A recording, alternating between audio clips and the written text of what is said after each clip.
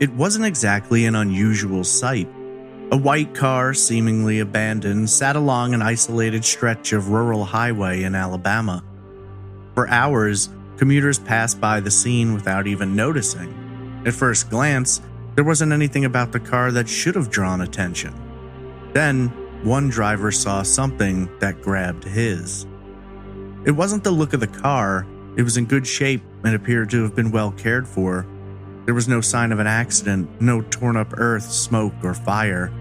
But there was movement inside, a shadow shifting behind the glass. There, in the back seat, sat a 2-year-old child, still buckled in, with no sign of the driver in sight. The car belonged to her mother, 30-year-old Traci Kegley, but she hadn't been seen since the previous afternoon. Where was she? And how long had her car sat there with her daughter trapped inside? What had initially begun as an investigation of an abandoned vehicle quickly became a desperate search for the vehicle's owner. The task was nearly insurmountable. Miles of dense woods dotted with murky ponds and flooded quarries. While many theorized Traci must have been targeted by someone passing through the area that night, someone who abducted her, investigators quickly realized they weren't looking for a stranger, but someone highly familiar with the area who likely lived nearby and may have known Traci. This is Trace Evidence, episode 155, The Disappearance of Traci Kegley.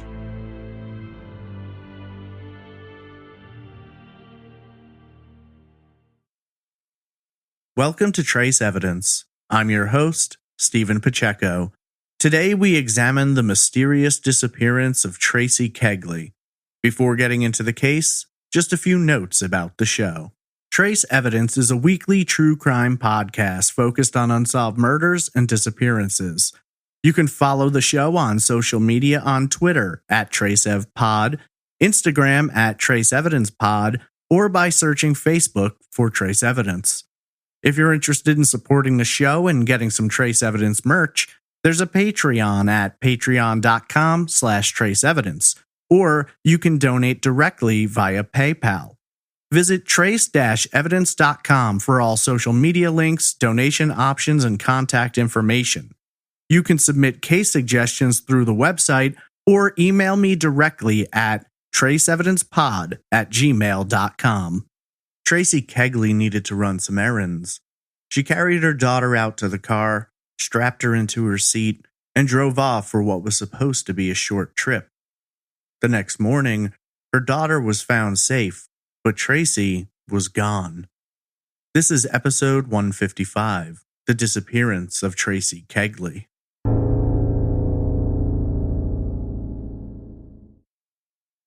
The overnight chill had faded as the sun transformed the sky into brilliant shades of pink and red before everything was swallowed into the endless blue. The greenery of the surrounding wilderness seemed to have a golden glow as the morning sun continued its ascent, illuminating a thin stretch of pavement carving its way like a blade through the forestry.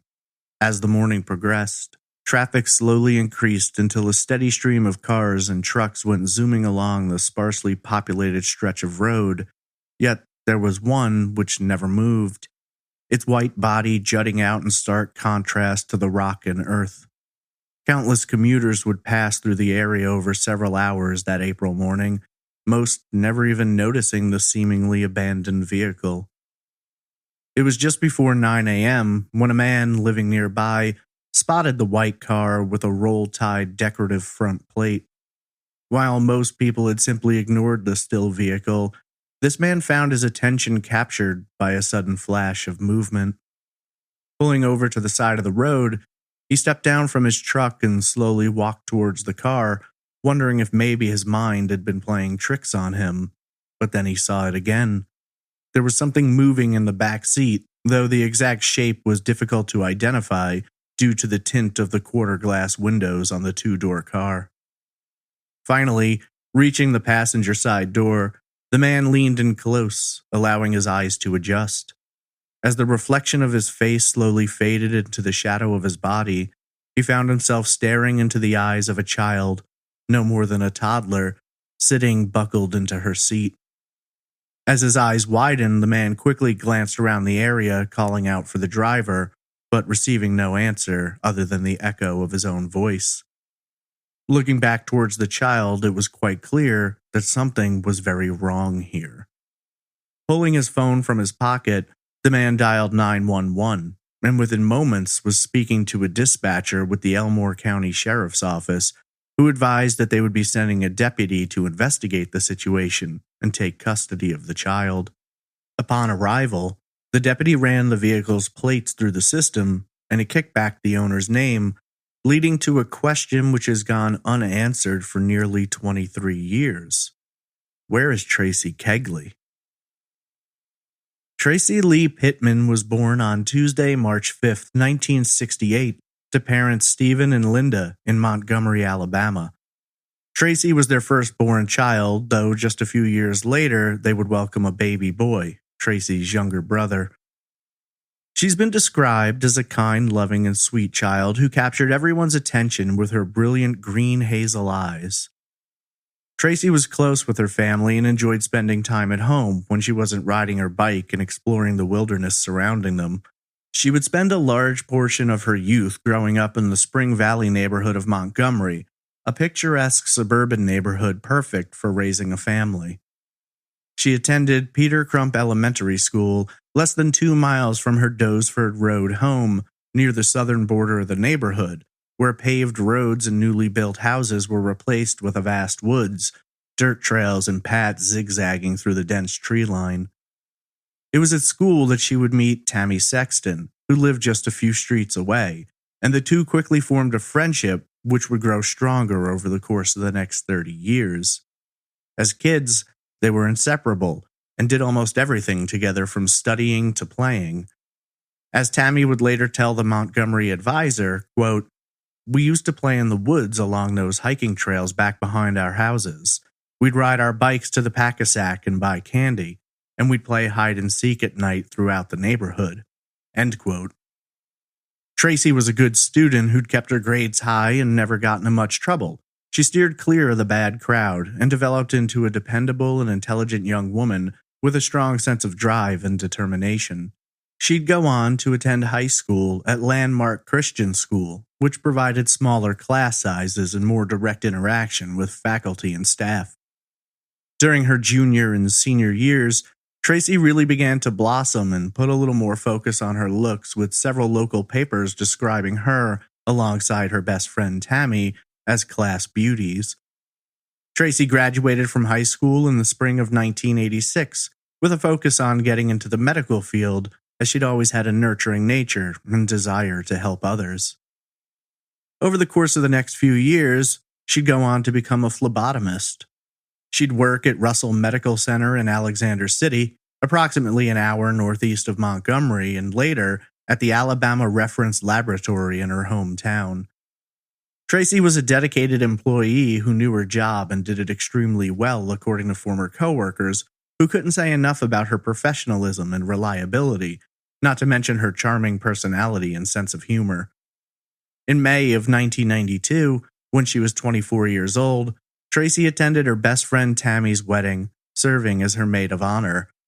Less than a year later, Traci herself would tie the knot. On February 13, 1993, she married Gregory Kegley in a service at the Vaughn Park Church of Christ. She was given away by her father, Stephen, and her brother served as a groomsman. The newlywed couple had a honeymoon in the mountains before returning to Montgomery, where they lived in a home on Fairfield Drive. By all accounts, the marriage was a happy one, at least in the early years, with Traci and Greg getting along well and seemingly thrilled to be together. Traci was working at the lab during this time, while Greg was employed by the Alabama Power Company. In the fall of 1995, their joy would grow exponentially when they welcomed the birth of a daughter. While the daughter's name is out there in the public, I'm choosing not to say it in this episode to help protect her privacy. Traci was elated to be a mother and was looking forward to spending as much time as she could with her daughter. Linda and Steve, Traci's parents, were excited to be grandparents and made sure to visit frequently, doing what grandparents do best, spoiling their grandkid. Unfortunately, in the latter years, the marriage began to hit the rocks, and in late 1997, the couple would finally split, filing for divorce. They separated as the divorce would take several months to be finalized, and during that time, Traci moved out of their shared home and into her own place. But in the early months of 1998, she'd leave Montgomery, heading 32 miles to the northeast to stay with her parents in Eclectic, not far from Central, and a part of the Montgomery metropolitan area. On the 5th of March, Traci celebrated her 30th birthday. While the circumstances of her situation may not have been exactly what she wanted at the time, she knew the divorce was necessary, and she was remaining optimistic about her future prospects as she'd been looking for a new line of work. The next month, on April 11th, the divorce was finalized.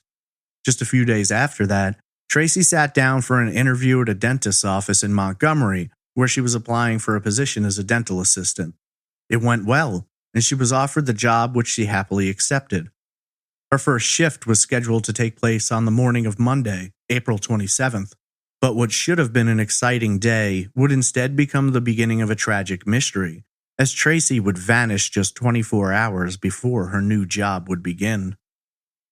Sunday, April 26th, began as most days did for Traci and her family.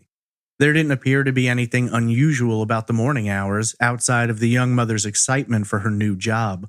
It seems fairly clear that while investigators possess far more details about the exact timeline, travel, and destinations for Traci that day, they have revealed little. As we progress into the meat of the evidence, what evidence has actually been shared, it may become a bit more apparent exactly why they've chosen to be so tight-lipped about the details.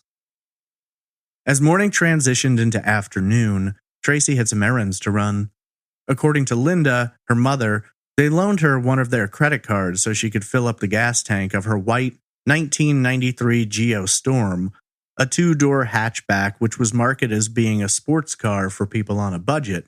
And for those of you who don't remember, this isn't surprising, as in the United States they were only available from 1990 to 1993. According to multiple reports, Traci's family last saw her as she was leaving their home in Eclectic for what was supposed to be a trip lasting no longer than an hour or two. What exactly occurred over the next few hours is unknown, or at least unreported, and the next sighting takes place approximately 23 miles to the southwest. Around 6:30 p.m., several witnesses were present at a BP gas station near the intersection of U.S. Highway 230 North and Redland Road, northeast of Montgomery, and on the southern edges of Wetumpka, a small city in southern Elmore County. They reported seeing Traci, her white Geo Storm, and her daughter. According to Linda, this was a gas station that Traci was very familiar with and often stopped at before making the trip north. There was one of those small self-service car washes in the parking lot, and Traci would often clean her car off there. According to WSFA reporter Jennifer Horton, witnesses later stated that when they saw Traci that night, she was engaged in an argument with at least 2 and possibly 3 other people. None of these people's identities have ever been revealed, though it has been mentioned in some articles that they were reported to have been friends or perhaps former friends of Traci's. They were, at a minimum, people she was familiar with and obviously had an issue with. The details of the argument, what caused it, and how heated it became have never been revealed. At the time, the gas station wasn't equipped with surveillance cameras, so eyewitness accounts are all investigators have to go on. What we do know, though, is that following the conclusion of the dispute, Traci got into her car and drove away, and those she was arguing with got into their own car and drove off, apparently in different directions or with enough space and time between them that none of the witnesses felt Traci was being pursued, and the situation seemed to have been diffused. This was the last confirmed sighting of Traci, though there are some early news articles which claim she, or at least her car, was seen later that night. When Traci didn't return home, her parents became concerned. It wasn't like her to stay out well into the evening hours without so much as a call, not to mention, she had her 2.5-year-old daughter with her, and she wasn't the type to keep her out all hours of the night. After making a few calls and trying to track her down with no luck, Linda and Steve decided they needed to go out looking for her, thinking maybe she'd run into car trouble somewhere along the way. And with some stretches of road running for miles through isolated wilderness, she'd be unlikely to find a phone to use. One of the first people they had called was Tammy. She hadn't seen or heard from Traci that day, but she knew her well enough to know she wouldn't just run off without telling anyone, so she decided to go along with the parents and help them search. It wasn't initially something anyone was panicked about, at least not yet. For several hours, the three drove around all the roads running between Eclectic and Wetumpka, though they saw no sign of Traci, her daughter, or her car. Tammy later explained the search to the advertiser, saying, quote, "We drove around all night long looking for her. I was hanging out of a car window shining a spotlight in those deep ditches along the road. I thought she had had a wreck and was in one of those ditches." End quote. With each passing hour, the worry intensified before it became a panic. Despite their efforts, they hadn't had any luck in tracking down their daughter, though this may have had something to do with the chosen routes. There are several different main roads which can get a driver from Wetumpka to Eclectic, those being Highway 9, Highway 170, and a little out of the way, Highway 14. At that time, though, there was ongoing construction which had temporarily shut down part of 170, and Traci was well aware of it, so no one believed she'd have tried to take that route on her way home. The search for Traci continued well into the morning hours, and by the time the decision could be made to contact the authorities, as now it seemed impossible that Traci could have stayed with a friend or had to wait out car trouble, the sheriff's office was already becoming aware of a bizarre situation along 170. On the morning of Monday, August 27th, a man living along 170, also known as Georgia Road, spotted a white 1993 Geostorm abandoned. 170 is just under 12 miles long, running from Wetumpka in the southwest to Eclectic in the northeast. The majority of the road runs through fairly isolated areas surrounded by thick woods and large chunks of farmland. There are several side roads that split off from 170, the vast majority of which immediately change from pavement to gravel or dirt, and most run only a few hundred feet before coming to dead ends or private homes. The road has no shoulder, just grass and dirt, leading towards wooded areas and, in some instances, ditches which can be difficult to escape should a car get stuck. There are also lakes, rivers, swamps, old abandoned quarries, and asphalt pits, some of which have been flooded over the years. While for many, the area offers all levels of hiking, hunting, and exploring, it can also be intimidating and dangerous for those without the experience or know-how to survive in the wilderness, and a nighttime breakdown on the side of 170 could mean hours of waiting until someone comes along the next morning. That's what the man who found the car thought at first, that someone had broken down and left their car when they went looking for help. The man really didn't think too much of it until he saw movement in the back seat. Approaching the car, he saw Traci's 2.5-year-old daughter in the back, still strapped in. When he wasn't able to locate the driver, and it became apparent that it had been sitting there for at least a few hours, the man called 911 and spoke with the Elmore County Sheriff's Office, who dispatched a deputy. Arriving on the scene, it became immediately clear that something was very off about this situation, so the deputy radioed in for assistance on what was either a child abandonment case or, more likely, a missing person situation. As investigators arrived at the scene, they noted several bizarre details. From the outside, it didn't appear that there was any damage to the car, nor was there anything noticeably wrong with it which would suggest that it was not disabled. The tires were full and the body was clean outside of some dirt and dust. The car was found unlocked, with the keys in the ignition, and while the engine wasn't running, the key had been turned to the accessory option, which allowed power windows to be controlled, as well as the radio. When investigators turned the key, the car started up without issue and the gas tank was completely full. There was no obvious signs of a struggle in or around the car, nothing to suggest there had been any issues at all, and that's what worried police so much. There was no apparent reason the car should be in that spot, and even more so, absolutely no reason why anyone would abandon the car with a 2-year-old sitting in the back seat. According to investigators, the child was healthy and unharmed, and was turned over to her father when they made him aware of the situation. It was theorized the child had been left in the car overnight, likely having been sitting there for at least 8 to 10 hours. Curiously, both windows on the car had been left a few inches down, and the radio was on but at a low level, perhaps to keep her calm or entertained. Running the license plates kicked back Traci's name, but no one knew where she was. When they tracked down and contacted her parents, they learned she'd left the previous afternoon and never come home. Police located both Traci's purse and her ID, though it's never been specified whether those items were in the car or nearby to it, as it's only ever been said they were found at the scene. While they had no solid evidence that a crime had been committed, there was little else which made sense. Based on what had been found, or perhaps more accurately, what had not been found, Elmore County Sheriff Bill Franklin made the decision to treat it as a case of abduction or kidnapping. He later told the Advertiser, quote, "Right now, we can't say if foul play is involved, but until we know for sure, we are treating this as the real thing." End quote. Few details have ever been released regarding the car, or any forensic evidence which may have been discovered during processing. The position of the car was approximately 2 miles from a quarry, where Traci may have been spotted. This detail has never been developed further or even 100% confirmed as true from what I can tell, but Sheriff Franklin initially told reporters, quote, "She was last seen on Sunday evening on Old Georgia Road near the rock quarry." End quote. Due to this information, investigators would launch 2 searches in the area. One would head towards the quarry, while the other would center around the car itself.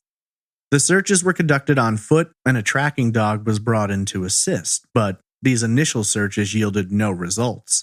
And by Tuesday, April 28th, the sheriff's office was putting out information regarding Traci's physical description and last known whereabouts in hopes that someone might have seen something. Investigators began trying to track her movements on that Sunday and the hours before her disappearance, though all that's ever been publicly confirmed is that she was last seen at the BP gas station near Wetumpka. On Thursday, April 30th, search efforts focused on 2 flooded gravel pits a few miles southwest of where the car was found. According to Sheriff Franklin, this area became a point of interest based on calls received by local tipsters in the days after the media covered the story. I should also note, by this date, the BP station is officially listed as the last place Traci was seen, and any mention of her being spotted near the quarry vanishes. Traci's father, Steve, was present at the searches that day and spoke to the media, explaining that his granddaughter was doing well and they were trying to keep a positive outlook in regard to Traci. In terms of the searches, they were complicated. Both flooded pits were dragged, and divers were sent in, though they noted extremely low visibility and water temperatures in the 50s. The quarry was noted as having 0 visibility once divers were a few feet below the water surface. Ground searches focused on areas where it could be reached by foot, as several locations along the edge have a dangerous steep drop-off of 40 feet or more. Nothing of evidentiary value was discovered during these searches, with divers stating they'd only found logs and piles of rocks from previous slides. Upon pulling divers and searchers from the area, Sheriff Franklin explained that they were going to return to where the car had been found and conduct more extensive searches in that area. Traci's parents announced at this time that they were offering a $10,000 reward for information regarding their daughter's whereabouts. That first weekend, May 2nd and 3rd, more sprawling searches would be conducted involving law enforcement, fire departments, rescue groups, and local volunteers. All told, more than 250 people turned out to search through the heavily wooded area surrounding 170, as well as many of the split-off roads and ditches in the area. These searches lasted for most of the daytime hours that weekend, though nothing major appears to have been discovered. Regarding Traci's whereabouts, Sheriff Franklin told the Advertiser that they had received several tips, some of which led investigators into neighboring counties, and that, despite the lack of new evidence, the more time passed, the more it appeared likely that foul play was behind the young mother's disappearance. Unfortunately, despite searches and tips, investigators didn't feel they were getting any closer to actually finding her. On Tuesday, May 12th, 15 days after Traci was last seen, Chief Deputy Paul Anderson spoke with the advertiser and explained that the situation wasn't looking good. Deputy Anderson told reporters, quote, "We haven't received any clues or information about where she may be. We have gotten a lot of calls from the public and checked out a lot of leads, but nothing has panned out yet." End quote. At that time, investigators urged the public to come forward with information, as they firmly believed someone in the area knew more about Traci's disappearance than they were telling. While searches continued to be launched, the result was always the same, with team members returning frustrated and empty-handed.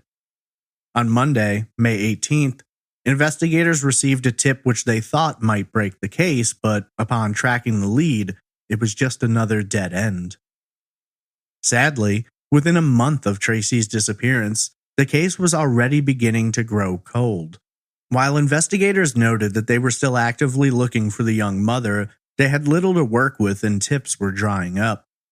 For the majority of that year, Traci's name fell out of the public's attention, as there were no new articles, leads, nothing to generate more attention on the case or perhaps encourage anyone to come forward. For her parents, it was heartbreaking and terrifying to not know what became of their daughter or who might have been responsible for it. When asked about what she believed happened, Linda told the advertiser, quote, "She would never have left her baby in the car like that. My gut feeling is somebody got her. Somebody's kidnapped her. This is a parent's worst nightmare." End quote. Linda noted that she believed something happened at the gas station, as her young granddaughter always seemed to be afraid of that area. In hopes of reinvigorating the case, Linda and Steve had a billboard erected on US 231, right near the gas station where Traci was last seen.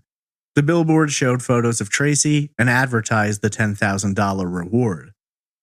When Sheriff Franklin was asked about the case, he explained that after several months passed with no new information and no ability to have investigators dedicated to the case despite the workload of others, he made the choice to hand Traci's investigation over to the Alabama Bureau of Investigation.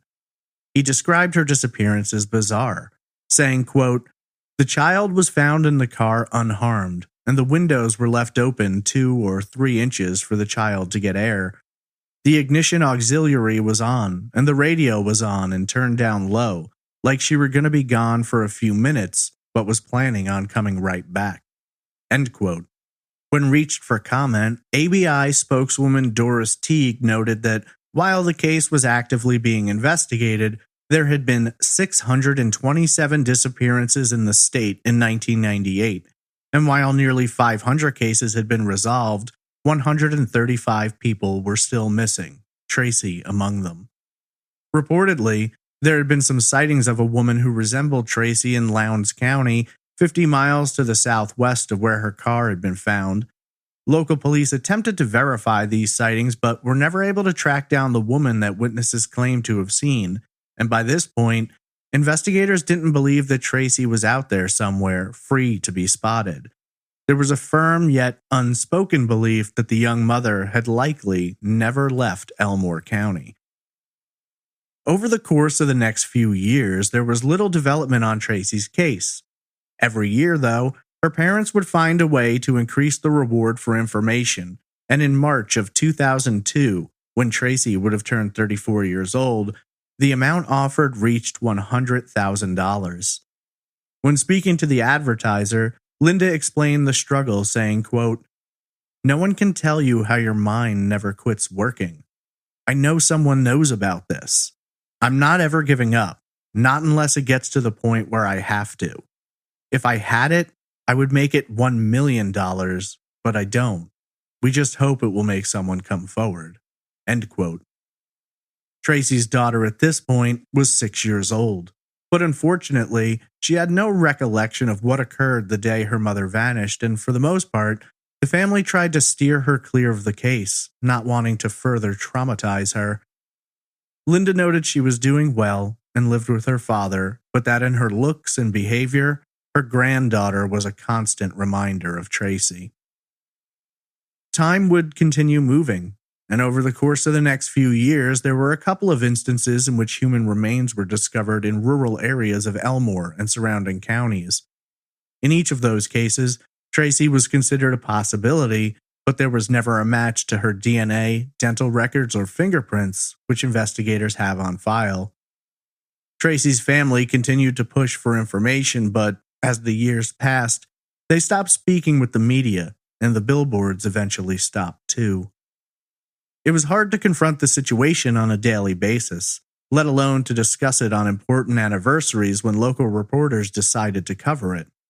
With no developments, hope that Traci was still alive had faded, and her family began to accept that if she ever was found, it would likely be in the form of a body.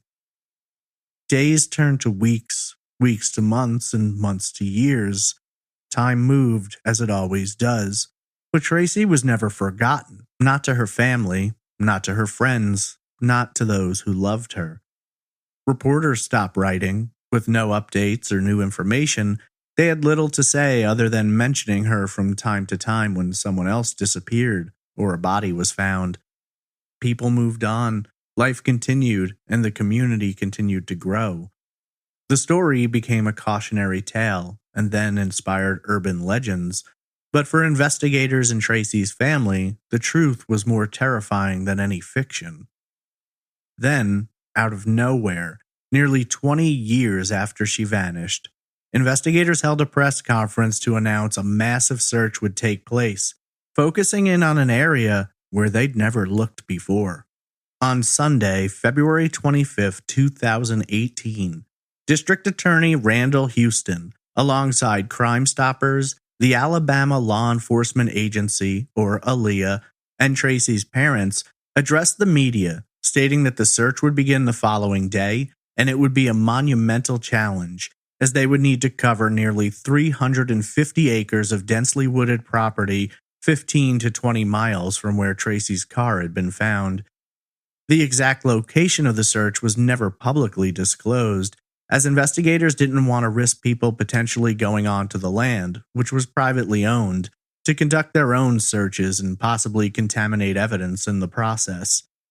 DA Houston explained, quote, "We believe this is as close as we have come to a break in the case for several years. This is a massive search and could take a week or more. This is probably the largest search I have ever dealt with in any case." End quote. I'll now play you part of the press conference in which DA Houston explains plans for the search itself. As you know, we have moved in a great deal of equipment and resources from around the country to search an area of land close to the Friendship community. We will be searching it for the next 4 to 5 days, depending on the weather. So we are going to start. We have secured the property. It was secured this morning. Search warrant was served. ALEA and the other law enforcement agencies that are involved in this operation have made sure that the property is secure. We've been on there. We've looked at it. We've got dog teams that are coming. They've looked at it, and they feel certain that we can conduct this search within the time limits that we have. But it will start tomorrow, and it will go through the end of the week. And we hope to have some good results. But if we don't, all I can say is, if there's any evidence there, we'll find it. If there's not, then we've searched every bit of it. When asked about what brought on this new search, DA Houston explained that this had come from a tip received back in 2015, and it had taken nearly 3 years to run it down and verify the information. Here's DA Houston explaining.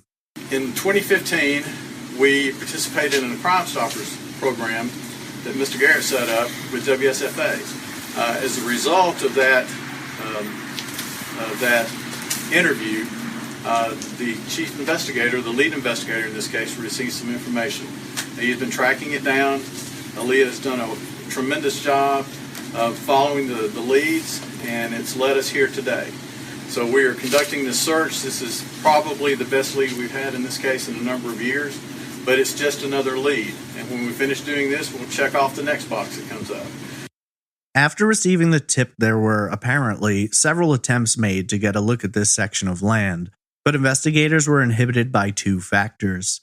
A large fence surrounded the plot of land, making it difficult to get a view without anyone knowing, and they didn't want to tip anyone off that they were viewing this location in connection with a crime. While DA Houston explicitly stated that the investigation showed the owner of the property was not involved, they didn't want to risk someone who may have been involved returning to the site to remove or destroy evidence. At that time, it was noted that the person or persons responsible are likely still in the area. Here's DA Houston addressing that. I personally do believe that the people responsible for her disappearance are in Elmore County and are still in Elmore County. And when they look over their shoulder, they're going to see us coming. DA Houston noted that it was believed from day one of the investigation that foul play had been involved and the answers would be found through people in the local community. Investigators managed to present what evidence they had to a circuit court judge who issued a search warrant for the property. They then approached the Alabama Fusion Center, who were able to use geographic information system mapping combined with aerial and satellite imagery to map out the property, noting the location of dirt roads, streams, ponds, and physical structures. A SWAT team was sent to serve the search warrant and ensure that the property was clear for searchers to enter, and once that signal was given, drones were used to get more accurate images of the land and structures. AT&T sent out trucks which broadcast a signal in the otherwise dead zone for cell phones, allowing searchers to use cell phones to map out where had been searched. Any suspicious items discovered were marked with flags, as well as noted via the phone's GPS. The land search took place from Monday, February 26th to Thursday, the 29th. Searchers noted that a large deer population had once been on the property, but had dwindled due to lack of care and food, which resulted in them eating up much of the surrounding vegetation. There were reportedly deer bones and carcasses all over the property, which made things more complicated both in terms of the search and the smell.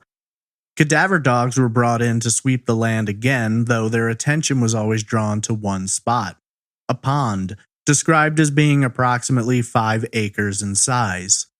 4 dive teams entered the water and conducted searches throughout much of the final days. The search was wrapping up on Saturday, March 3rd, and all told, involved more than 20 agencies, including police departments from Opelika, Prattville, Wetumpka, and Auburn, sheriff's departments from Elmore, Lee, Autauga, Blount, and Chilton counties, as well as the Alabama State Bureau of Investigation, Prattville Fire Department, the Alabama Emergency Management Agency, Haynes Ambulance, ESRI, and Crime Stoppers. Southwest Panhandle Search and Rescue helped facilitate a total of 15 cadaver dog teams brought in from states as far away as Maryland. In total, during the search, drones flew 32 miles, taking more than 2,000 photos. 137 points of interest were marked by searchers. Dogs walked 140 miles, and on foot, searchers walked a distance of more than 1,500 miles. The same day that operations were wrapping up, DA Houston announced that potential evidence had been discovered in the pond, telling the advertiser, quote, "This potential evidence will require extensive review and the process may take several weeks, but we are very hopeful." End quote. When discussing possible suspects, while no names were ever given, DA Houston would only say, quote, "We know who you are, and if you don't come see us very soon, we will be coming to see you." End quote. More than 3 years have passed since that search was conducted, and what evidence was found, believed to have been partial human remains, has failed to deliver what investigators had hoped for.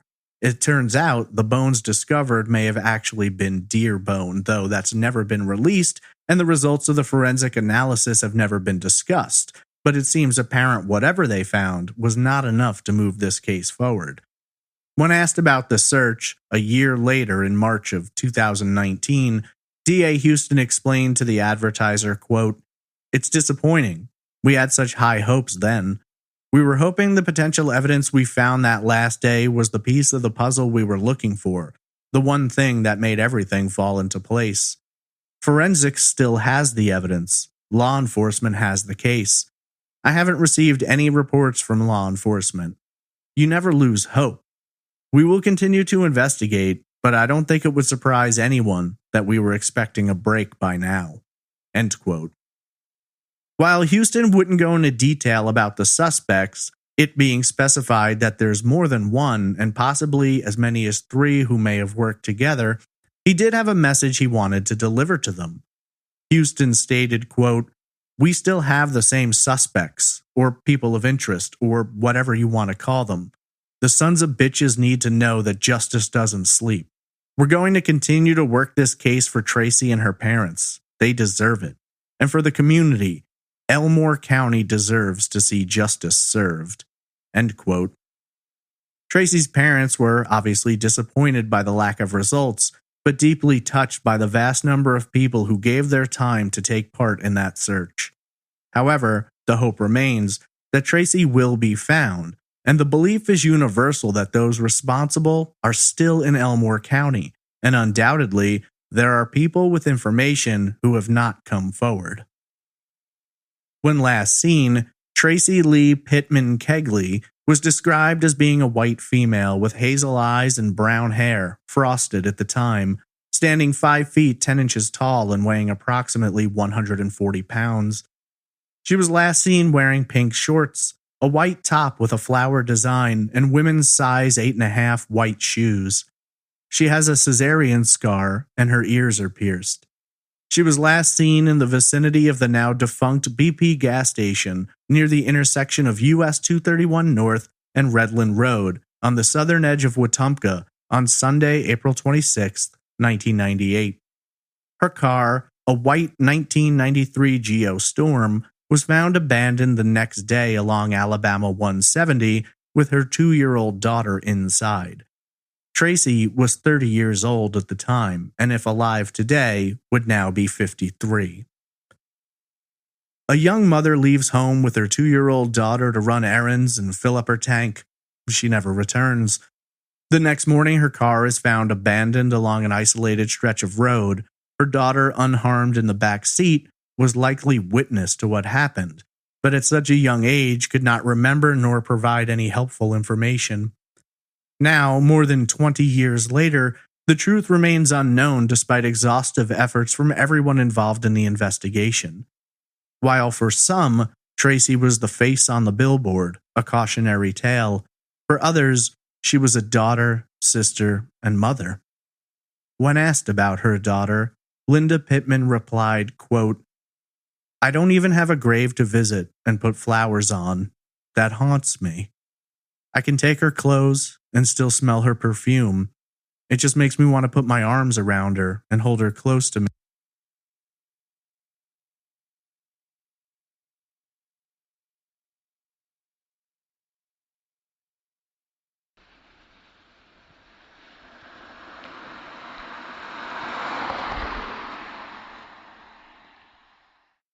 In less than 2 weeks, it will be 23 years since Traci Kegley mysteriously vanished from rural Alabama. Despite the passage of time, the efforts of her family, and the lengths investigators have gone to, the questions being asked that warm spring morning still remain unanswered.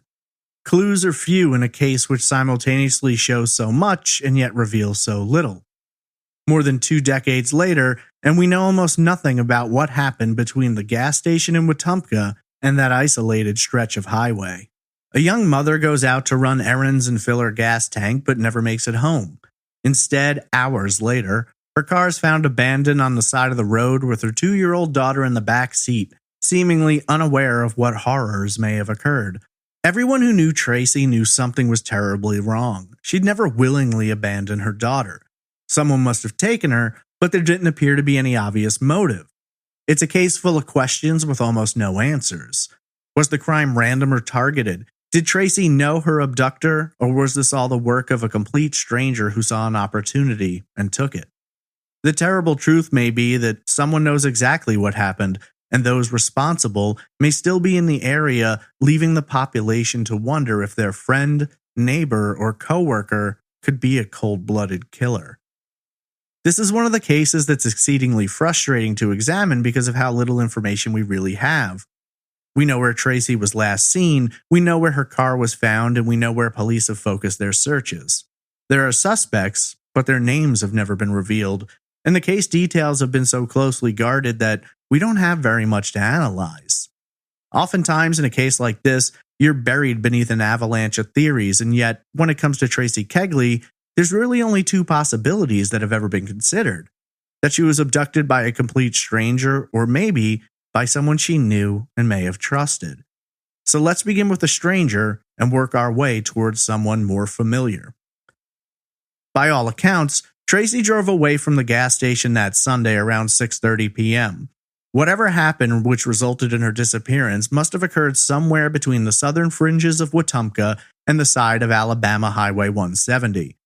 We're not talking about hundreds of miles worth of possibilities, but a disappearance which takes place in a span of a little less than 10 miles. Somewhere, while making the drive back to her parents' home, Traci encountered someone looking for trouble. If you're looking at the possibility of a stranger, then there's a lot of different circumstances which may have unfolded. Perhaps someone approached her vehicle at a stoplight or feigned a need for roadside assistance. Maybe Traci was suckered in by tactics which are still used today. Someone begging for help gets her to stop, and then other people pop out of the woods and take control. The sad truth is, without knowing more details, it's somewhat difficult to determine exactly how someone got Traci out of her car that night. Given that her purse and ID were found at the scene, I've often considered the possibility that someone could have impersonated a police officer, pulled the young mother over and convinced her to step out of the car, at which time they just grabbed her, or produced a weapon and forced her into their own vehicle. That, however, assumes Traci was driving on Highway 170 that night, and all available information suggests that is not the path she would have taken. Heading from Wetumpka to Eclectic, there's a couple of different routes. Highway 170 is centered between Highways 9 and 14, both of which can get you to her parents' home. Of course, on this night, there was ongoing construction work which would have caused part of 170 to be shut down, and Traci knew all about it. So there's a good chance she would have been driving on 9 or 14 if she made it that far before she was taken. Highway 9 is the most likely path to take. It's fairly direct and offers the shortest travel time, that being approximately 33 minutes. Highway 14 during normal days would only take an additional 5, but you'd have to merge onto 170. So if avoiding construction was the issue, 14 doesn't make a lot of sense. Without merging on the 170, you'd have to drive pretty far out of the way and then do some backtracking. If you didn't mind the trip taking longer than necessary, it could be done via side streets, and depending on the road selected, it could take anywhere between 40 and 50 minutes. Traci was obviously familiar with the area and would have known the best way to go, and to me that really only leaves the option of Highway 9. So the question would become, did Traci make it to Highway 9, or was she intercepted somewhere along the way? We really have no way of determining the answer to that question, but I think it's a fairly safe bet to assume that leaving her car on Highway 170 is something that would have been done by someone who either knew that since the construction was happening, there would likely be less traffic, giving them more privacy to commit the crime, or someone was leaving the car there to make it look like Traci drove it to that spot. Now, assuming this was a stranger situation doesn't necessarily mean it had to be someone who was from outside the area. I'm sure there were plenty of people living in Elmore or a nearby county who knew those roads extremely well but had never contacted Traci. I suppose it would be a question of where they saw her and when they decided that she was the target. You've got about 10 miles running through the Blue Ridge area in Wetumpka, and it carries you through both busy areas and fairly rural ones. Once you've passed downtown Wetumpka, things turn very rural very fast. One thing I've always found interesting is that if you look at where Traci's car was found, there are at least 2 nearby roads that connect 170 to Highway 9, with the most likely paths being either Pierce Chapel Road or Williams Road. There's also a few dirt roads between the highways, but judging from the look of Traci's car, it didn't appear to have been driven down a dirt road for several miles. Here's the kicker though. Judging by where Traci's car was found, you're either looking for someone who lives close enough to walk home from there, or someone who knew the location of a phone to use to get picked up, or more likely, you're looking at more than one person. One to drive their own vehicle while the other drives Traci's. It's entirely possible this could have been a stranger crime committed by more than one person. Traci was an attractive woman who may have caught the attention of people with bad intentions. She was a woman with a child alone, an easy target. Assuming that they're familiar with the area, then they'd have known about the flooded quarries, asphalt pits, vast stretches of farmland and woods, all of which would be easy places to conceal a body that's never going to be found, or at least not found for a very long time. There have been some other disappearances in the area which remain unsolved and could point towards one or more persons having done this kind of thing before or since.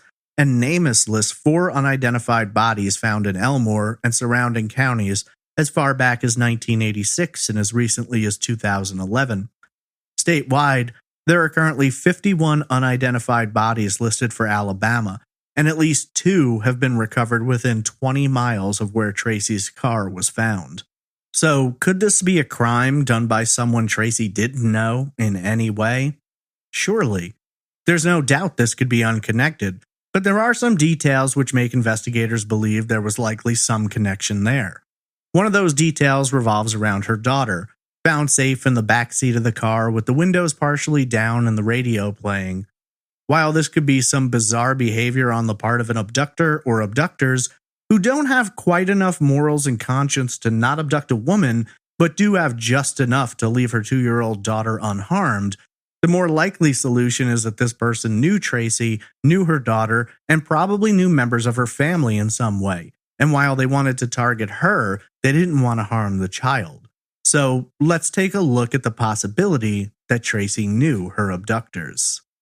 First things first, I want to address what most people suggest in cases like this: Traci's ex-husband. I know that people like to comment on cases like this by saying, clearly the ex-husband did it, as if that's always the answer. But in this case, there doesn't appear to be anything pointing in that direction. Investigators have never mentioned him, Traci's family have never thrown any kind of suspicion his way, and over the course of the past 23 years, he's worked hard to raise their daughter, who's kept in touch with her grandparents and never been shuttered away from them. He's had no run-ins with the law, nor has any of his property ever been subject of a search. Police questioned him most assuredly, but to this day, his name has never been mentioned. Honestly, only one article I read researching this case mentioned him after the divorce. The divorce itself was finalized 16 days before Traci vanished, and it wasn't a bitter one. No major disputes, no fighting, no long drawn-out legal battle. None of that necessarily means he couldn't have been involved somehow, but I do think it's important to note there's absolutely nothing which suggests that he was, and after all these years, I imagine someone would have brought it up if they thought he was. We know there was an incident that occurred the night Traci vanished. Several witnesses reported seeing her getting into an argument with people at the gas station where she was last seen. At least one reporter referred to these people as either being friends of Traci's or perhaps one of the group was someone she was friends with.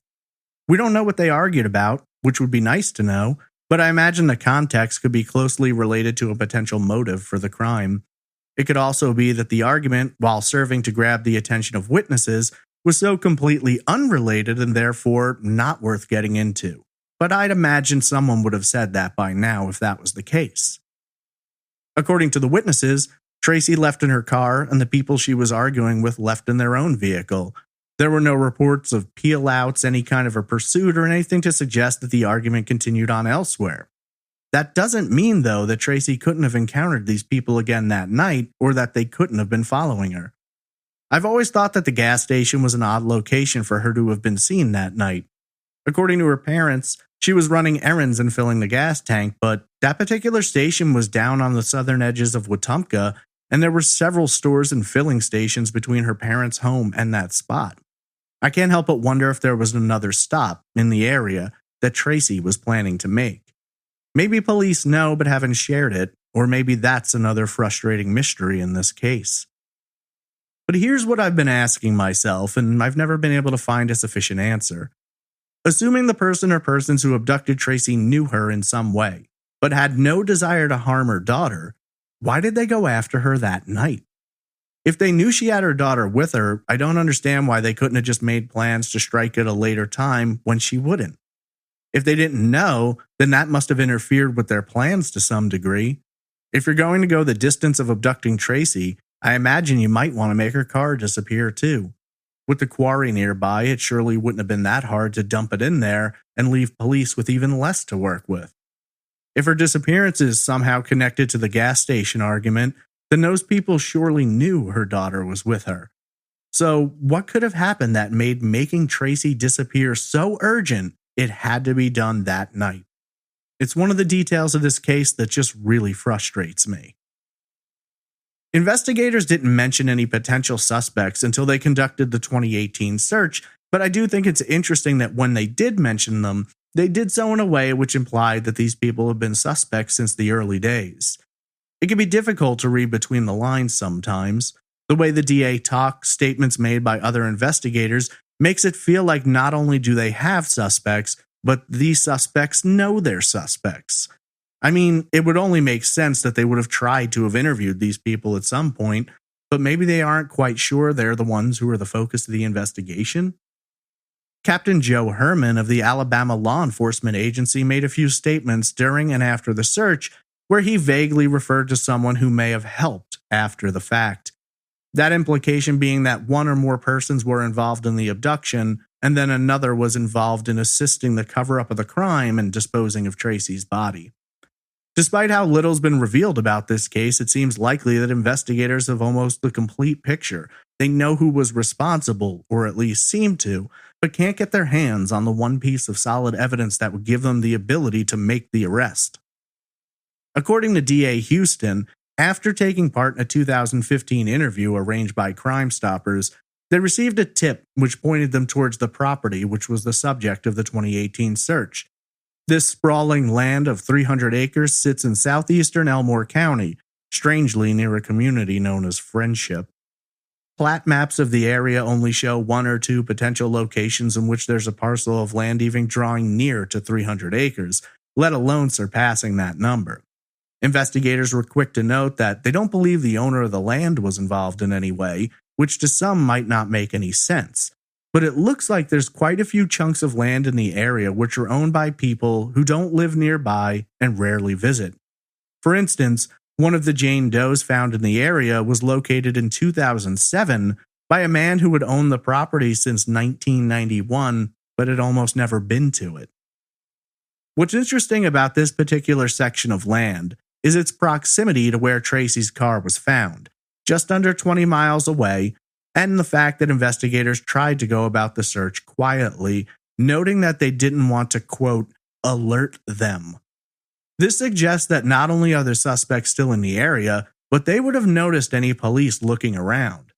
The only way I could imagine that happening is if they live nearby or have friends who live nearby. While I've managed to pinpoint the land that was searched for after spending far too much time examining Elmore County plat maps, there's little insight to be gained from it. We know the suspects didn't own it, and frankly, trying to narrow down any particular person living within a certain radius doesn't help, when no one has ever been publicly named. However, it is interesting to note that Redland Road is adjacent to the property, and that road meets US 231 at the gas station where Traci was last seen. DA Houston firmly believed at the time of the search that the suspects were living in Elmore County when they committed the crime, and that they continue living there, at least until the time of the search. In what I can only describe as creepy and disturbing, there's a chance that someone with knowledge of Traci's abduction, or even someone who is directly involved, may have volunteered for one of those early searches taking place along 170. Tragically, the answers here may lie somewhere difficult to reach, somewhere in the murky waters of a flooded quarry, or perhaps beneath a 5-acre pond that searchers described as being full of deer bones, making the search for human remains a true needle-in-a-haystack situation. Given what information we know, I tend to agree that there's likely a connection between Traci and at least one of the people who was involved in her disappearance. Whether it was the result of the argument at the gas station or something in Traci's life we've not been made aware of is difficult to say. Given the fact that her daughter was left behind unharmed and the windows were partially down with the radio playing, either points towards someone specifically not wanting to harm her, or maybe someone familiar with her and perhaps her family, which would give them pause. There's a lot of dirt roads that lead straight into the middle of the woods, areas where the car could have been left to ensure no one found it, at least not right away. I believe the car was left where it was specifically to increase the chances of someone finding it, and thus finding Traci's daughter. But I also think there could be another possibility here. Yeah, someone could have had a twinge of conscience and didn't want to harm the child, or maybe they had some connection and didn't wish to see anything bad happen to her. But I also think there's a chance that leaving her in the car where she was could have been done for a more selfish reason. Police investigating the disappearance of a 30-year-old woman are going to kick things into pretty high gear early on. There's going to be searches, flyers, announcements to the media, and all of that happened here. Unfortunately, people can be jaded, disinterested. They may not want to get involved, or in some cases, they might not even care. However, if you've got a 30-year-old woman who disappears with a 2-year-old child, that's going to grab more attention. That's going to make the situation dire from the first moment. And while you'll never get everyone to react, those who might be dismissive of a missing adult may find it harder to ignore an innocent child being taken. That's purely speculation on my part, but something I've always thought about since I first started working on this case. This is really a sad story. A young mother with her whole life ahead of her vanishes nearly without a trace. For more than 20 years, her family's left to wonder what happened, and who may have been responsible, and do they know them? Investigators worked hard to drum up information and follow leads. Then, suddenly, after 17 years, someone gives them the tip they've been needing. They take their time, verify it, surveil the area, and eventually get what they need to launch the largest search effort that's ever been conducted in that area. In the end, they find themselves not back to square one, but still missing what they need to make an arrest and charge those responsible. Despite the frustration, the dead ends, and the constant sense that the answer is just beyond their grasp, they've never given up, and neither has Traci's family, who have been left to endure the pain and misery of unknowing. We don't know what Traci may have been doing today, what choices she would have made, or where she would have ended up, but we do know nothing mattered more to her than her daughter. She's an adult now, and she's doing really well. She looks just like Traci. It's almost like a mirror image when you see their photos side by side. While Traci was stolen from her and from her family, everything was taken from Traci. She never got to watch her little girl grow up. She never got to see everything she's achieved and what she's going to achieve. Whoever took Traci that night didn't just steal her life, they stole her dreams, and the dreams of her family, who never got to see her hug her daughter at her graduation, get her ready for her first date, or meet the person she's going to spend the rest of her life with. How many things have you done, seen, accomplished in the past 23 years? For Traci, all of that was taken in one night, and somehow the people responsible can just go about their lives like nothing happened. You know, there's one thing I've learned over the years of hosting Trace Evidence. For almost every crime, there's people out there who directly know the truth or who have a damn good idea of what happened. We know someone out there knows what happened to Traci, who's responsible, and ultimately where she can be found. One phone call led to a massive search. One more could lead to answers, to justice, and to Traci. However, without someone coming forward, the discovery of new evidence or a major break in the case, the disappearance of Traci Kegley will remain open, unsolved, and very cold.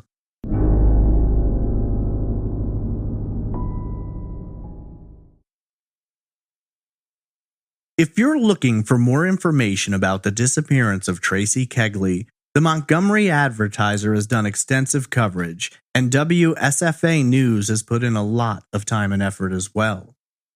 If you have any information about the disappearance of Traci Kegley, please contact the Elmore County Sheriff's Office at 334-567-5546.